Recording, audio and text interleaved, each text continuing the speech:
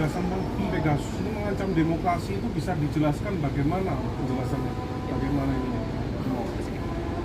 Ya, pertama teman-teman sekalian, bahwa di dalam cara kerja Pegasus ini dia tidak membutuhkan apa ya, kita bisa katakan semacam cara-cara yang biasa. Sebut saja misalnya kalau dalam alat sadap, berdasarkan informasi yang kami dapat ya, kalau dalam alat sadap umum kan biasanya menggunakan tautan ataupun menggunakan dokumen yang harus diklik terlebih dahulu gitu ya. Nah, sedangkan Pegasus ini tidak. Nah, yang kedua adalah kenapa ini kami mengatakan punya ancaman besar terhadap demokrasi.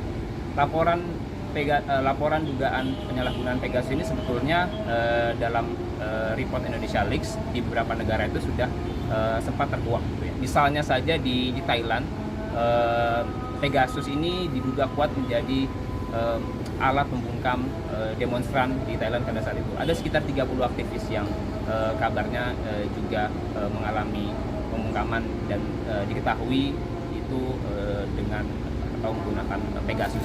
Nah, yang kedua, sebetulnya kalau teman-teman ingat di kasus internasional gitu ya, ketika ada seorang jurnalis di Timur Tengah yang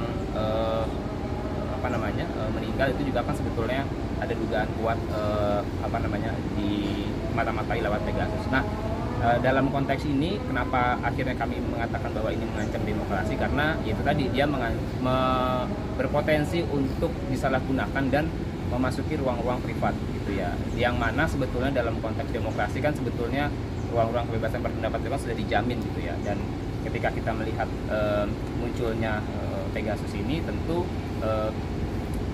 dengan ketidakjelasan transparansi dan akuntabilitasnya, tentu ini akan sangat mengancam gitu ya, karena siapapun artinya siapapun bisa saja disadap gitu ya. Nah, itu yang kemudian menjadi catatan kami.